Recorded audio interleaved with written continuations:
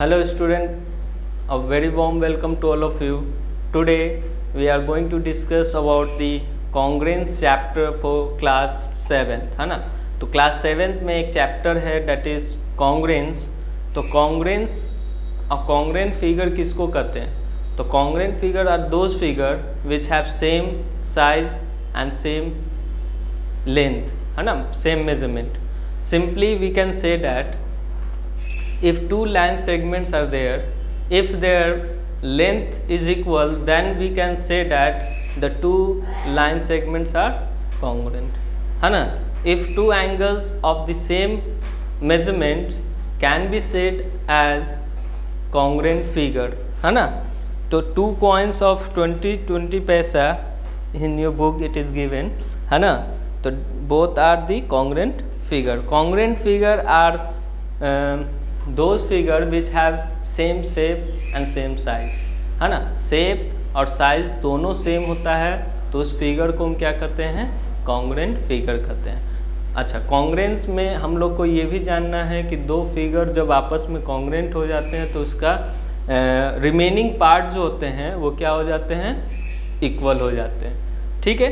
That is called congruent part of corresponding parts of congruent triangle, CPCT, है ना।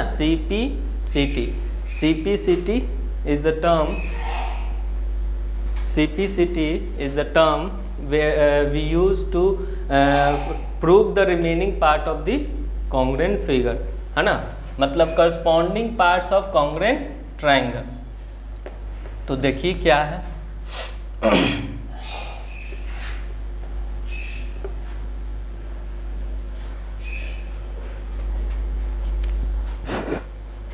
See,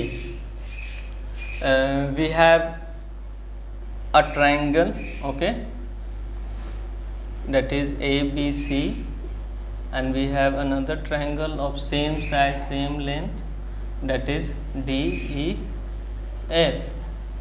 Here we can say that if AB is equal to DE and BC is equal to EF, है ना, AC is equal to DF, then we can write in triangles ABC and DEF, we can write AB is equal to DE, BC is equal to EF and AC is equal to DF.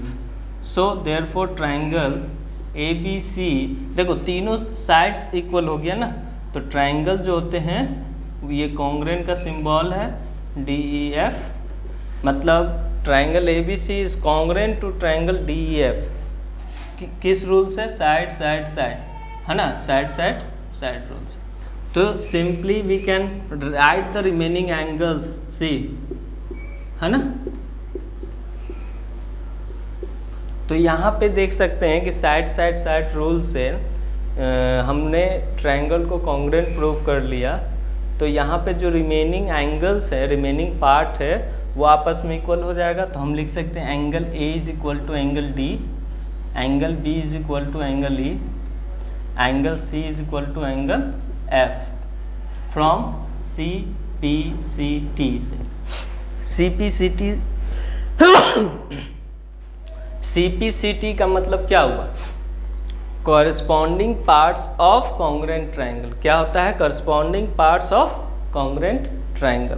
तो आप देख लीजिएगा इसको, यहाँ पे देखोगे आपके book में total first one SSS congruence condition, the second one that is side angle side. Side angle side कब होगा?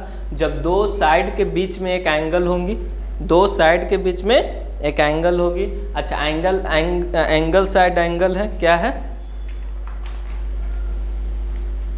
एंगल साइड एंगल, क्या है? Angle side angle. तो एंगल साइड एंगल में कब होगा? जब दो एंगल के बीच में एक साइड होगा। जब दो एंगल आपस में करस्पॉन्डिंग एंगल्स इक्वल है, मान लो एंगल B एंगल E के इक्वल है, एंगल C एंगल F के इक्वल है और BC EF के इक्वल है, तो यहाँ पे आप देख सकते हैं एंगल साइड एंगल। तो इस रूल का इस्तेमाल करेंगे। तो आपको डिपेंड करता है कि किस कंडीशन से आप प्रूव कर रहे हैं दो ट्राइंगल को कॉन्ग्रुएंट। क्या क्या दिया हुआ है आपके क्वेश्चन में, है ना। जो पार्ट दिया हुआ रहेगा, जैसे कहने का मतलब जो इक्वल पार्ट होगा उसको लिख लेंगे और देखेंगे कि किस कंडीशन को सेटिस्फाई कर रहा है। एक होता है last one, that is RHS। RHS that is right hypotenuse sides, है ना। तो हाइपोटेन्यूस साइड्स मतलब राइट एंगल ट्रायंगल होना चाहिए, एक करस्पॉन्डिंग हाइपोटेन्यूस आपस में इक्वल होना चाहिए और कोई एक साइड, ठीक है। तो RHS का हम लोग इस्तेमाल करेंगे। तो यहाँ पे ये कंडीशन है कॉन्ग्रुएंस ऑफ टू ट्रायंगल कब होगा, जब हम उसका हर साइड हर एंगल आपस में क्या होंगे, इक्वल होंगे, तब हम बोल सकते हैं कि two triangles are congruent to each other, ठीक है। तो कॉन्ग्रुएंस में आप लोग क्या कीजिएगा, एग्जाम्पल 1, 2 और 3 से बनाइएगा, है ना। ठीक है, सिर्फ एग्जाम्पल अभी बनाइएगा, फिर हम लोग एक्सरसाइज बनाएंगे 15, 16 बाद में, ठीक है। Okay, thank you class, have a nice day.